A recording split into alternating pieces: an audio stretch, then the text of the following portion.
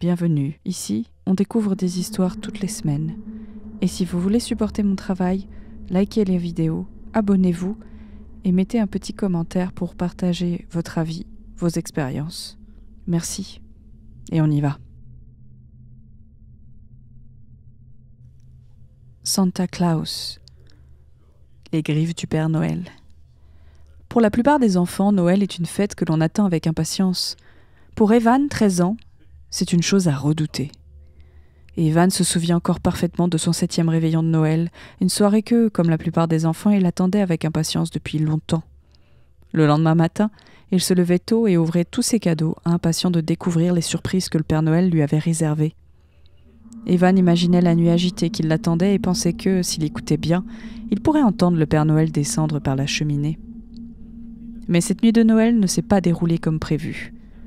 L'excitation d'Evan ne tarde pas à céder place à l'horreur. Maman avait insisté sur le fait que le Père Noël ne viendrait pas si Evan se couchait tard, et elle commençait tout juste à l'envoyer au lit lorsque Evan fut distrait par un bruit sourd et fort sur le toit. Ce bruit semblait provenir directement de la cheminée. Evan s'approcha de la cheminée pour voir ce qui se passait. Le Père Noël avait-il décidé de faire son apparition ? Des cendres tombaient des coins et recoins de la cheminée jusqu'au fond du foyer, dégageant une fumée de charbon de bois et une odeur de brûlé. Quelque chose, quelqu'un, devait déranger les cendres. Evan était seul. Qui d'autre descendait par la cheminée à cette heure de la nuit de Noël ? La cheminée s'ébranla et une voix grave et roulante se fit entendre. Le célèbre « Ho ho ho » du Père Noël résonna dans la cheminée sous le regard ravi d'Evan. Les choses sont restées silencieuses pendant un moment. La mère d'Evan se tenait derrière lui, observant la scène. C'est alors que retentit le plus grand fracas de tous les temps. Il y eut une explosion de fumée grisâtre et des montagnes de cendres tombèrent au fond de la cheminée. Celle-ci trembla comme s'il y avait eu un tremblement de terre soudain. Puis, au milieu de la grisaille, il y eut un éclair rouge et un énorme bruit sourd. Le Père Noël avait-il réussi ? Evan se précipita, incapable de s'arrêter. Il ressentit une poussée d'excitation, mais maman fut la première à se rendre à la cheminée. Evan essaya de se souvenir de la dernière fois où sa mère avait manifesté de l'excitation, mais il n'y parvint pas. Puis, la fumée se dissipa et le Père Noël déchu apparut. Il n'avait pas le ventre auquel Evan s'attendait, mais c'était la moindre de ses observations. Evan sursauta en voyant que la barbe du Père Noël avait glissé pendant sa chute. Mais il n'y avait pas de sang. Le seul sang provenait de la tête du Père Noël, et ce n'était qu'un filet. Le problème, c'est que ce filet de sang provenait de ce qui semblait être une grosse bosse dans la tête du Père Noël. Evan fronce les sourcils. Le Père Noël ne pouvait pas mourir. Il était trop bon pour cela. Il ne pouvait pas mourir. Pas maintenant. Alors, quelqu'un lui avait-il joué un tour ?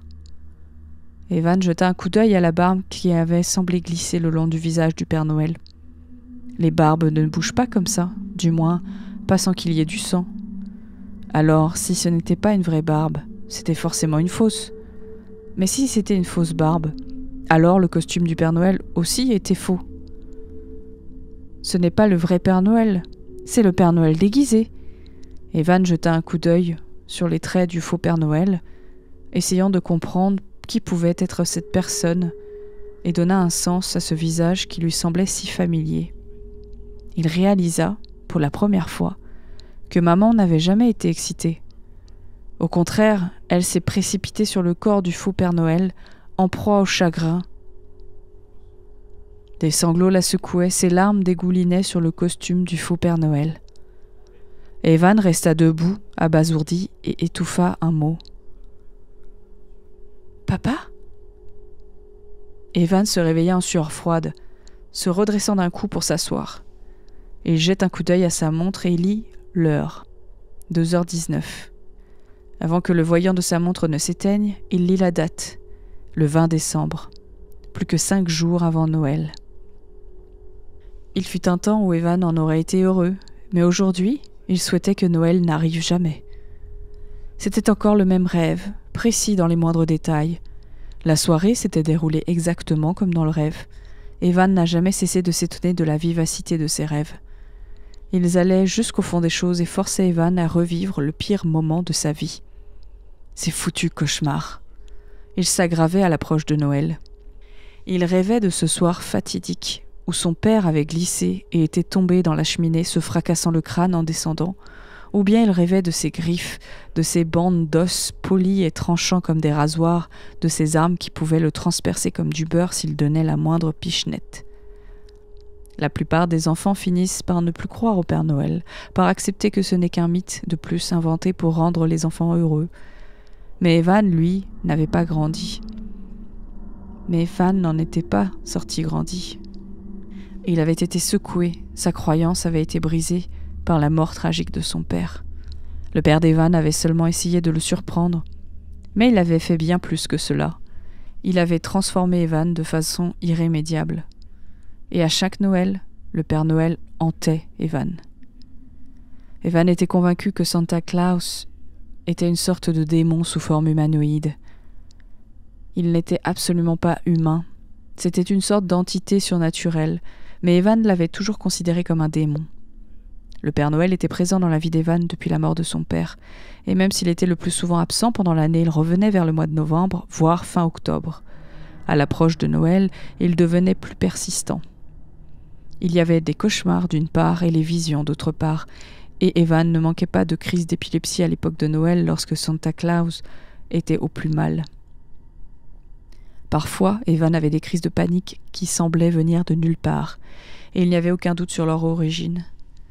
En raison de ces crises et de son aversion pour Noël, Evan était victime de brimades à l'école. Les griffes du Père Noël avaient fait des ravages sur lui. Evan savait que Santa Claus avait été d'une certaine manière déclenché par la mort de son père.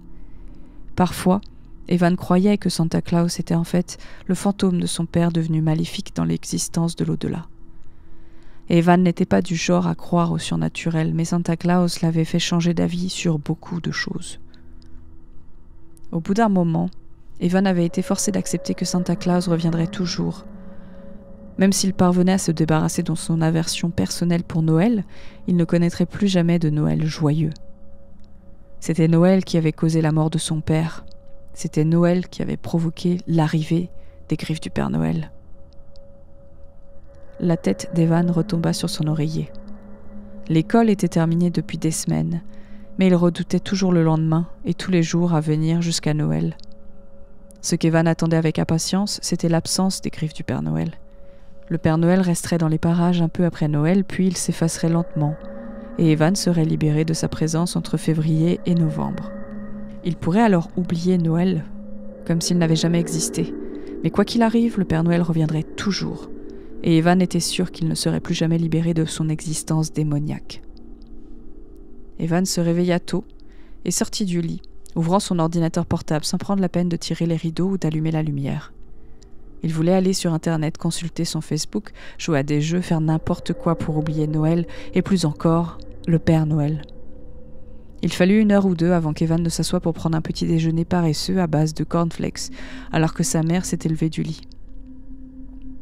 Sa mère s'était isolée de la société pendant un certain temps après être devenue veuve de manière inattendue, développant un fort cas de dépression. Elle avait fini par accepter la mort de son mari et était devenue une mère plus aimante que jamais pour Evan, mais elle avait toujours ses mauvais jours. Evan se demandait si le Père Noël n'était pas aussi dans sa tête. Ils se soutenaient beaucoup l'un l'autre, mais Evan ne pouvait s'empêcher de penser qu'elle se sentait seule de temps en temps. Evan avait parlé à sa mère de Santa Claus pendant les premières années qui avaient suivi la mort de son père, mais il avait ensuite décidé de faire comme s'il n'était devenu trop grand. Il ne voulait pas faire peser un poids supplémentaire sur les épaules de sa mère, et la dernière chose qu'il voulait faire était de donner l'impression qu'il était un enfant. Mais Evan ne pouvait pas cacher les crises. Il ne pouvait pas non plus cacher le fait qu'il était parfois absorbé par une hallucination qui concernait souvent les griffes du Père Noël. La mère d'Evan semblait mettre cela sur le compte du traumatisme qu'il avait subi après la mort de son père. Bien sûr, peut-être que tous les enfants ne subissent pas ce type de traumatisme, mais tout le monde est différent, n'est-ce pas ? Evan dit bonjour à sa mère et continua à manger ses cornflakes. La cheminée se trouvait directement à sa droite, et Evan crut apercevoir du coin de l'œil une lueur rouge. Il tourna la tête. Rien. Paranoïa. Ou peut-être que le Père Noël lui jouait des tours. Quoi qu'il en soit, Evan n'avait pas envie de voir Santa Claus en chair et en os. Il l'avait déjà vu, 5 fois pour être exact, et le verrait une 6e fois, car chaque veille de Noël à 20h13, heure exacte où son père était tombé, il apparaissait devant la cheminée, et Evan était toujours là pour le voir apparaître. C'est alors qu'il décida que cette année, il allait se préparer. Le Père Noël apparaîtrait dans la cheminée exactement à la même heure que l'année précédente, l'année d'avant et l'année d'après. Maman n'était jamais là, elle se couchait toujours tôt le soir de Noël ou restait au lit toute la journée. Cette fois-ci, Evan ne se contenterait pas de regarder les griffes du Père Noël, il les détruirait une fois pour toutes. Pourquoi n'y avait-il pas pensé plus tôt ? Ce jour-là, Evan s'est confiné dans la sécurité de sa maison, ou plus précisément de sa chambre. Il se distrayait avec des jeux d'ordinateur et d'autres activités tout en planifiant la façon dont il allait se débarrasser du Père Noël lorsqu'il ferait son apparition. Avant la mort de son père, il avait un fusil de chasse accroché à un crochet dans le mur. Après sa mort, il avait été caché dans son armoire qui se trouvait bien sûr dans la chambre où dormait maman. Un fusil était le moyen le plus proche d'Evan, et c'était la seule chose à laquelle il pouvait penser pour tuer Santa Claus. Que pouvait-il faire d'autre ? Crier quelques mots de défi et attaquer Santa Claus à main nue ? Le vieux fusil de chasse que son défunt père avait était la seule arme qu'Evan pouvait se procurer. Le seul problème était de le sortir de l'armoire sans que sa mère ne l'attrape, et elle ne manquerait pas de se méfier si elle le voyait sortir une arme de l'armoire. La tâche s'est avérée plus facile qu'Evan ne le pensait. Lorsque sa mère est sortie faire une course, il s'est dirigé directement vers les portes de l'armoire et a commencé à fouiller dans les vêtements. C'est à ce moment-là qu'il a eu une crise d'épilepsie. Evan venait juste d'apercevoir le pistolet lorsqu'une soudaine secousse a traversé son corps. Ses muscles étaient paralysés et ses articulations figées. Evan ne peut rien faire d'autre que de regarder, impuissant, le sol en bois où il tombe à la renverse. De l'électricité parcourut son corps qui se tortillait follement sur le sol. Des ombres dansaient devant ses yeux tandis que les visions commençaient. Il vit son père, qui n'était plus qu'un squelette couvert de cendres et coiffé d'un bonnet de Noël, le regardant à travers ses orbites vides. Il vit un sapin de Noël décoré des membres ensanglantés d'organes et de ce qui ressemblait à des intestins effilochés. Il vit des griffes s'enrouler devant ses yeux, des griffes qui le couperaient en deux s'il ne faisait que cligner des yeux. Evan revient à lui juste au moment où il entendit la voiture s'arrêter dans l'allée. Frénétiquement, il jeta un coup d'œil autour de lui, cherchant le fusil de chasse. Quelque chose de fin et de noir dépassant d'une pile de vêtements attira son attention. Le fusil. Il le saisit et se précipite vers sa chambre sans penser à fermer la porte de l'armoire. Il venait d'atteindre sa chambre lorsque sa mère ouvrit la porte d'entrée. Ce n'est qu'une heure plus tard que sa mère l'interpelle. « Evan, tu as fouillé mon armoire ?» Qu'Evan se souvient qu'il a négligé de fermer la porte. « Oui », répondit Evan en réfléchissant rapidement. « Je cherchais une veste, tu sais, puisque toutes mes autres vestes sont trop petites, et il fait plutôt froid avec la neige et tout ça. » Evan est fier que sa voix n'ait pas tremblé. Pour cette raison, maman n'a pas approfondi le sujet. Au cours de cette journée, Evan a été victime d'une crise à l'intérieur de l'armoire, de fréquents flashs, de mouvements de coin de l'œil et d'une brève hallucination. D'habitude, la situation était pire à ce moment-là, mais Evan a eu de la chance. Les cauchemars ne se sont pas améliorés cette nuit-là. Le lendemain, Evan se rendit compte qu'il n'avait plus de balles dans le fusil. Il avait oublié d'en trouver dans sa panique pour ressortir de la chambre avant que sa mère ne s'en aperçoive.